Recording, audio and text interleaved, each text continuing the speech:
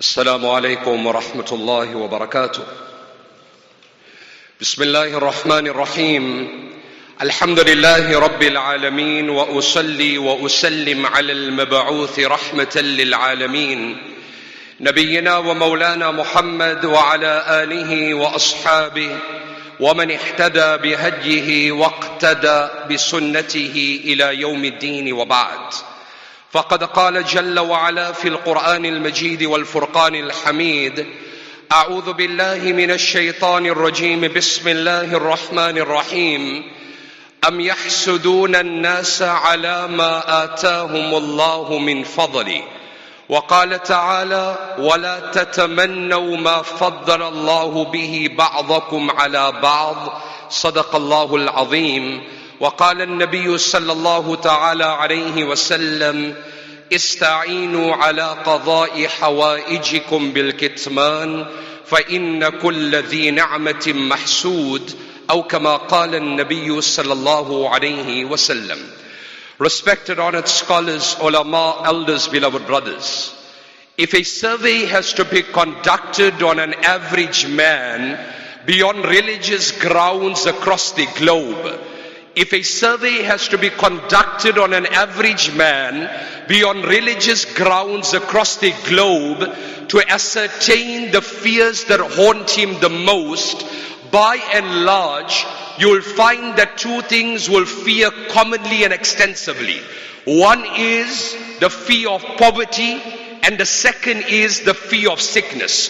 If you look into the ahadith of the Nabi of Allah sallallahu alaihi wasallam, which is in reality a reflection of the fears of the Nabi of Allah, then you will find that very ironically, while poverty remains our greatest fear, wallahi, the greatest fear of Nabi alayhi salam was wealth. Whilst poverty remains our greatest fear, the greatest fear of Nabi alayhi salam was wealth. Open the riwayat of Ibn Abi Dunya. What did my Nabi say? أَخْوَفُ مَا أَخَافُ عَلَى أُمَّتِي. That the greatest fear that resides within the heart of your Nabi is أَن يَكْثُرَ فِيهِمُ الْمَالِ. That there must be abundance of wealth and there must be absolute affluence for each and every person. That is my greatest fear. Why, O Nabi of Allah? What did Nabi alayhi salam say? When wealth will become common in this world, فَيَتَحَاسَدُونَ, then jealousy will become part of it.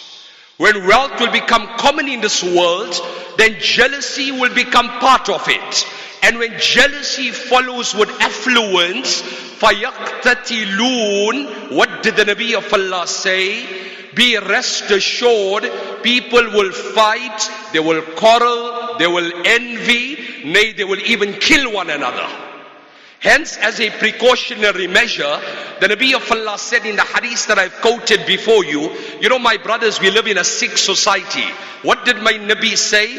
استعينوا على قضاء حوائجكم بالكتمان فإن كل ذي نعمة محسود. That listen, do your matters secretly in this world. Do your matters secretly in this world. Why? Every favored man is targeted with a jealous eye. Do your matters secretly in this world. Every favored man is targeted with a jealous eye. And in the famous hadith that we all know, what did my Nabi say?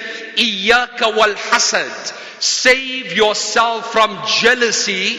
It will destroy your good deeds like how fire destroys and eats up wood. Save yourself. Open the riwayat of Bazzar. What did the Nabi of Allah say?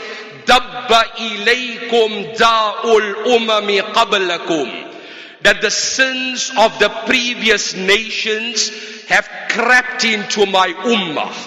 He says, when I say that, I refer to two sins primarily. Al-Baghda'u wal-Hasadu. Al-Baghda'u wal-Hasadu. Number one is malice, and then number two is jealousy.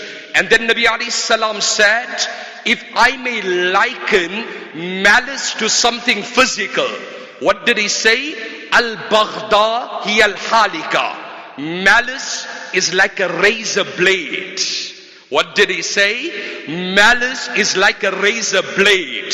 Laysa halikatu sha'r walakin halikatu deen. He said, don't get me wrong, it won't shave your hair away. My Nabi said it will shave your iman away.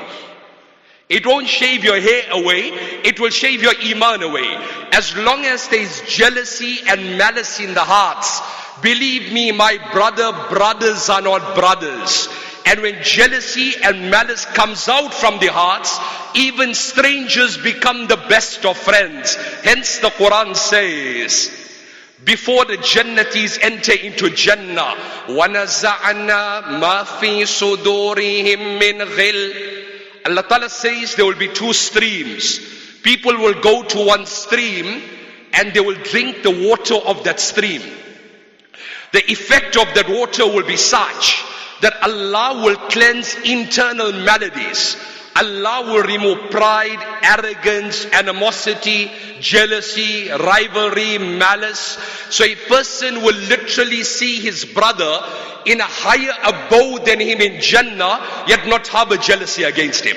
Allah Ta'ala says, when we remove this jealousy, then only they will become ikhwanan, they will become true brothers. What did Muawiyah bin Sufyan, the great giant, the great Sahabi, Muawiyah radiyallahu ta'ala anhu, what did he tell his son? Ya bunayya, iyaka wal hasad, fa innahu yatabayyanu fika qabla an yatabayyana fi aduwik. Save yourself from jealousy. It will become apparent in you first before becoming apparent in any other person. Open Tanbihul Ghafilin, Faqih Abu Lays Samarqandi.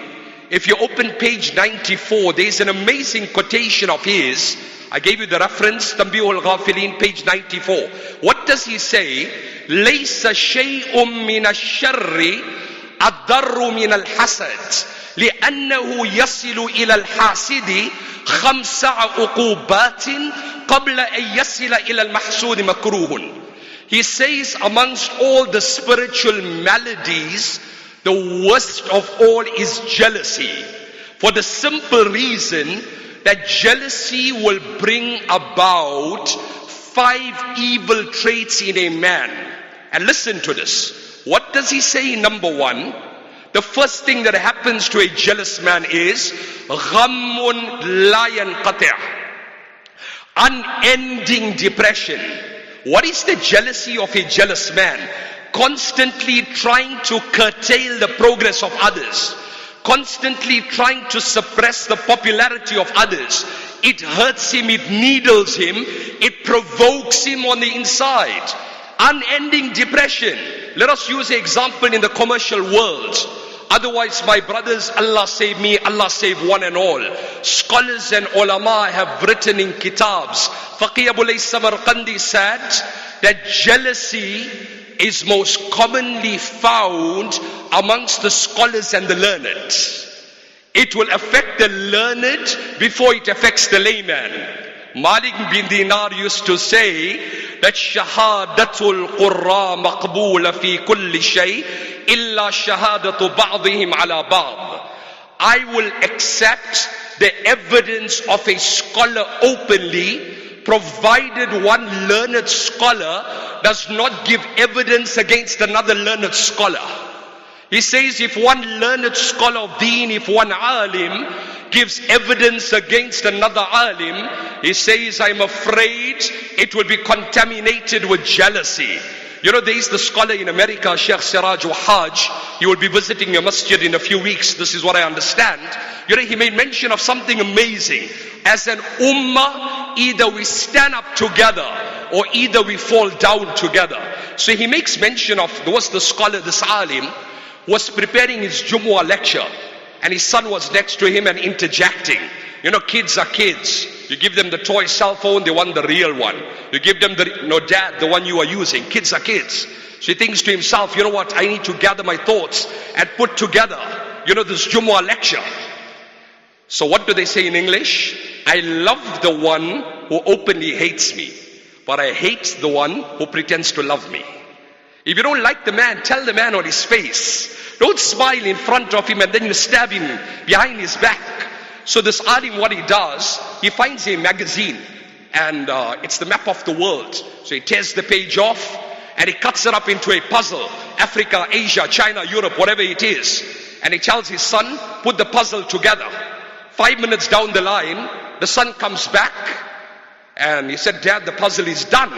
Like they say in English, apples don't fall too far from the tree. So the father says, in 5 minutes, you put the puzzle together.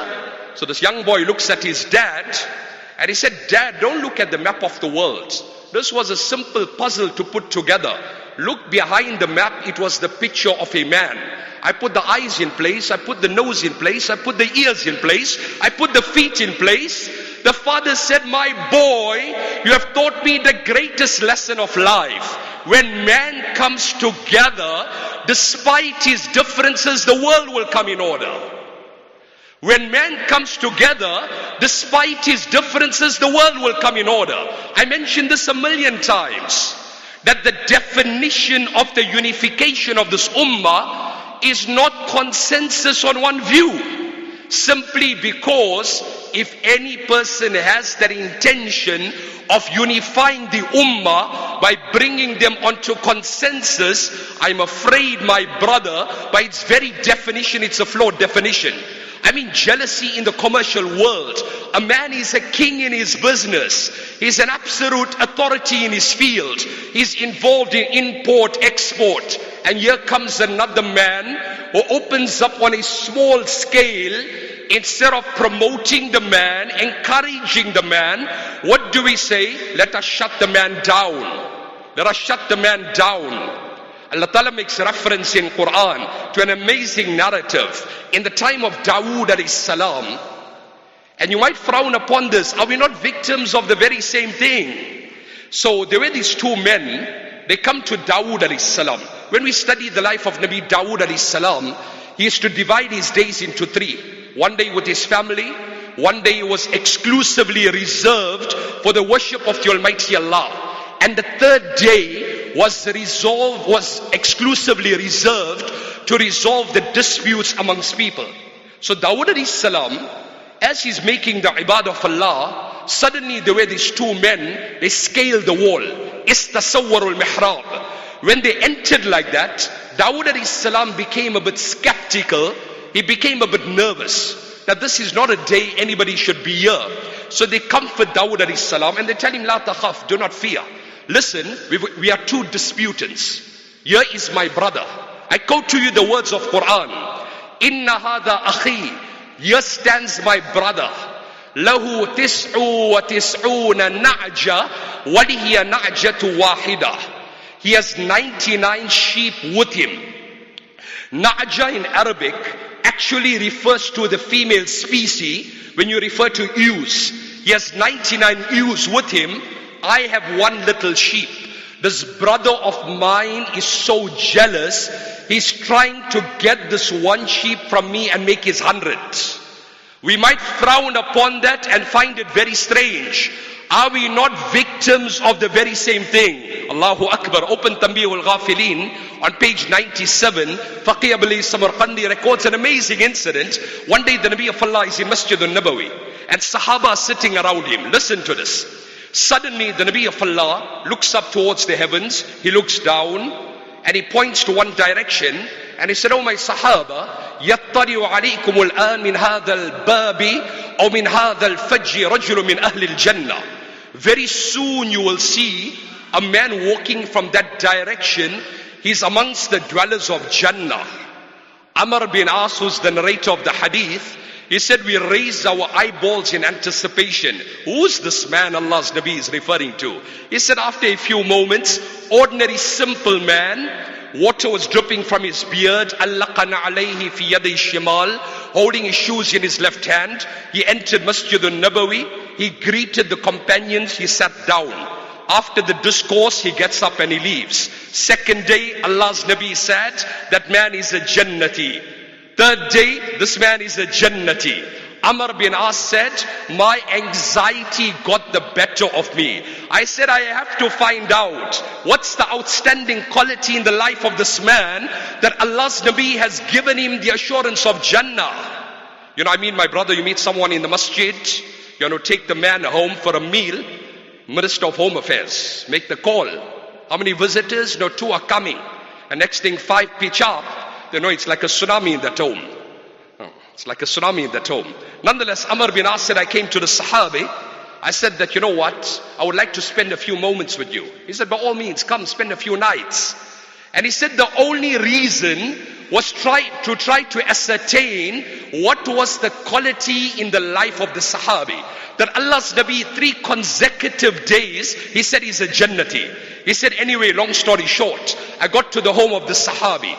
I observed him day and night. Nothing extraordinary. He wasn't, you know, some wali of the time. He slept throughout the night. He would get up at the time of Fajr. He would read his Fajr. He was a basic, simple man. He would go to his occupation.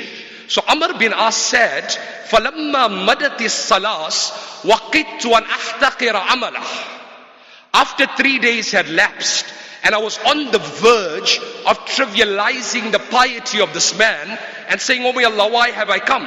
I come to this man. I said, my brother, you know the 3 days you came into the gathering of the Nabi of Allah. Prior to you entering, Allah's Nabi said you're a Jannati. What is the outstanding quality you have in your life? He said, Ma huwa illa ra'ayt. You have seen my days, you have seen my nights. Nothing extraordinary I do. I'm a simple man. So Amr bin As said, I decided to walk away. As I walked away, the Ani, this man calls me. He said, you really want to know? He said, I'll give you the formula of Jannah. I quote to you the words of the Sahabi. I wish you understood the language of Quran. What did he say? غَيْرَ أَنِّي لَا أَجِدُ عَلَىٰ أَحَدٍ مِّنَ الْمُسْلِمِينَ غِشًّا وَلَا حَسَدًا عَلَىٰ خَيْرٍ أَعْطَاهُ اللَّهُ إِيَّاهُ. He said, never in my life has my heart harbored jealousy or malice against any person in relation to the wealth or the affluence that Allah has given him. Never in my life. What did my Nabi tell Anas? You and I get up in the morning, we monitor our cholesterol, your diabetes, your sugar. What did my Nabi tell Anas? Ya Anas, in istata'ta an tumsi wa tusbi wa laysa fi qalbika ghishun li ahadin min al-muslimin faf'al. Anas, you get up in the morning, when you go to bed at night, don't monitor your cholesterol, monitor your heart. Look at your heart. And what do the scholars write? They say any sin that crosses the heart and the mind is forgiven by the Almighty Allah. You know, you become upset with the wife. Perhaps out of fear you don't vent the frustration at the wife because you know the reaction and the retaliation, but you are burning on the inside. You are forgiven for that. The scholars and the ulama have written, there is one sin, the mere thought of it will earn you anger from the side of Allah. And that is jealousy. Something to reflect and ponder over. So, what I'm saying, my brothers, if the direct descendants of a Nabi were not protected, where do you and I stand? Where do you and I stand? I mean, we live in a sick society today.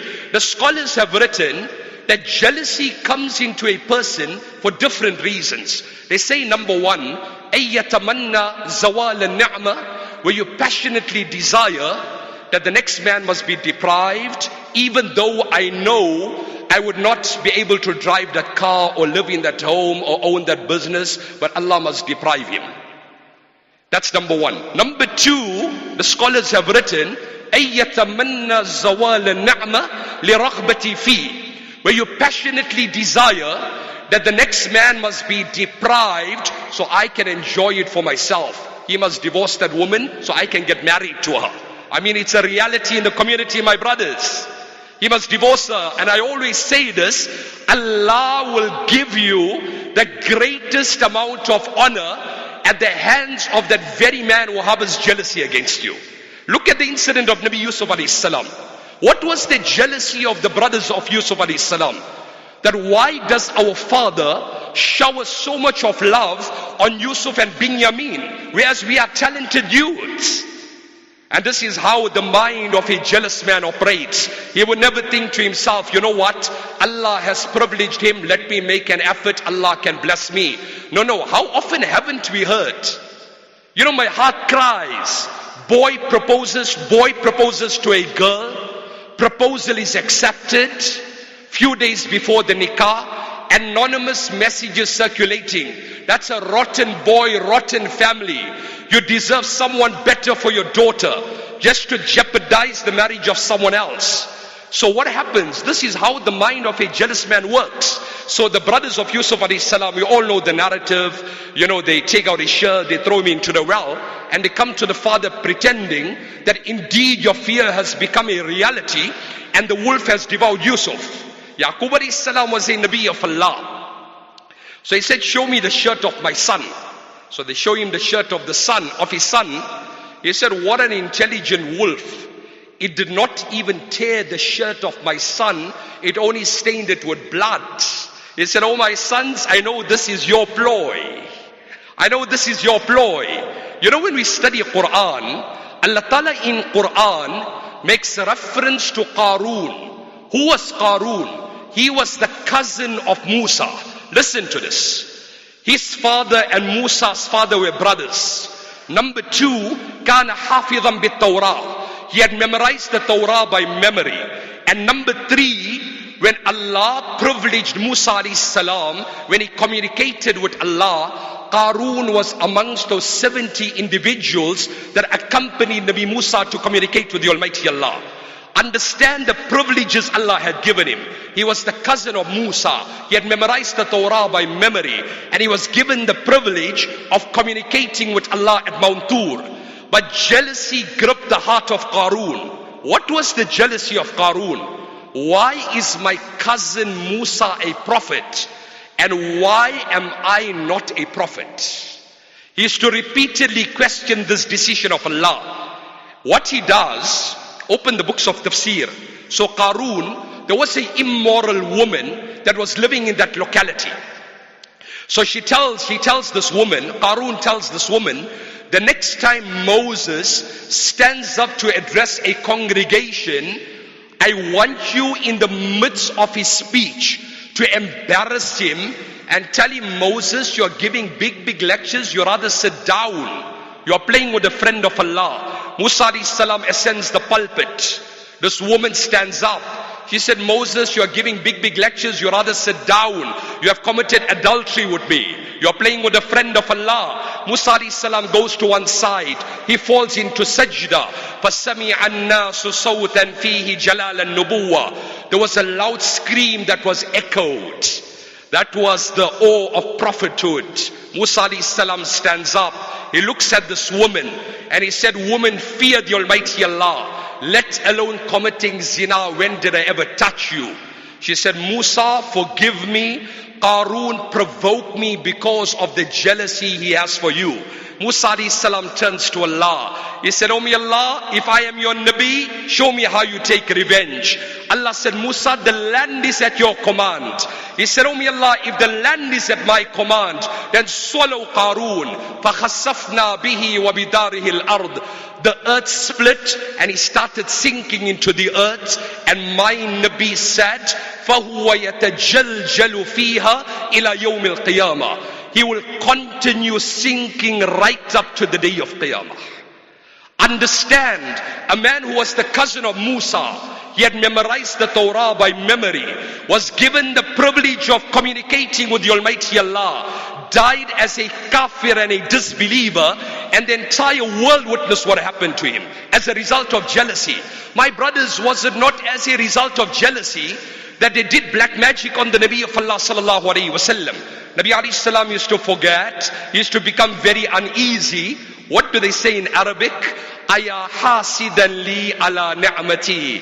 Aya hasidan li ala ni'mati. Atadri ala man ata'ta al-adaba. Oh jealous man, over what Allah has given me, do you know to whom you have shown disregard? Not to me, my brother. You have actually frowned upon the decision of Allah. You're actually displeased with what Allah has given me. So they did black magic on Nabi alayhi salam. Long story, we all know the narrative. Allah then revealed the verses of Surah Falaq and Surah Nas, in which Allah expressed the cure to the Nabi of Allah. And as the knots were being opened, Nabi alayhi salam felt a sense of looseness, as though he's being released from shackles. And what does the Arabic poet say? Isbir ala hasadil hasudi fa inna sabraka qatiluhu. Be patient on the jealousy of a jealous man. Your patience will kill him. Your patience will eat him up. Be patient on the jealousy of a jealous man. Your patience will kill him. Your patience will eat him up. When Nabi alayhi salam, Allah cured him, our mother Aisha said, why don't you expose Labid and his daughters? My Nabi said, when Allah has cured me, why should I expose them? You know, Imam Ismail, he was a great scholar. So one day he's walking on the road and he said, Ra'aytu a'arabiyan. I met one villager, one elderly man. I said, Kam umruk. How old are you? So he says, Mi'ata wa ishrin. I am 120. I mean, today somebody reaches 80, you say, wow, 120. He said, what's the formula for your ripe old age? He said, I'll give you one advice. Taraktul hasada fabakaitu. He said, in my entire life, my heart has never harbored jealousy or malice against any person in relation to anything that Allah had blessed him in this world. So what does the Quran say? My brothers, Allah is prepared to accept. Come with a clean heart, qalbun salim. Come with a purified heart. Come with a clean heart. Come with a purified heart. We are carrying grudges in our hearts. And what did my Nabi say? Yakunu fi akhir az-zamani aqwamun. Close to Qiyamah, there will be certain people who will make their presence on this earth.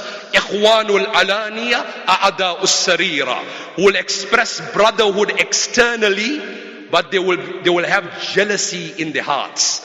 Medical doctors today have written, there are many doctors that are sitting here, I read this some time ago, they say a man who enjoys a healthy marriage life, after surgery, his recovery rate is much faster than a man who's going through crisis in his marriage life. So my brothers, if there are physical causes to our physical sicknesses, let me remind you, I remind myself, these spiritual maladies also affect us and affect those around us. So what's the formula? I just end on this, there's so much more I wanted to share with you. The scholars and the ulama have written, number one, is that when you are jealous over someone, make dua for that man. Make dua for him. You know, there was one person in the time of Imam Abu Hanifa, and this man was, he had enmity for Imam Abu Hanifa. And Imam Abu Hanifa constantly used to shower him with gifts. So one day this man thinks to himself, you know what, I speak ill of him behind his back, and this man showers me with gifts. So he stopped. And Imam Abu Hanifa, that was the day he ceased showering this man with gifts. So Imam Abu Hanifa told him, you're wiping away my sins as a recompense, as just to thank you for what you had done to me, wiping away my sins. I rewarded you in this world. My brothers, life is short. Cleanse our hearts, purify our hearts. And this is my message. Allah Ta'ala protect me, Allah Ta'ala protect each and every one of us. Like I always say, this is the mother of all evils. The scholars have written, jealousy and malice is Ummul Amrad, is the mother of all evils and spiritual sicknesses. We make dua to the Almighty Allah. Allah purify our hearts. Allah cleanse our hearts so that we could die in a condition that our hearts are totally clean and we can enjoy the companionship of the Nabi of Allah in the gardens of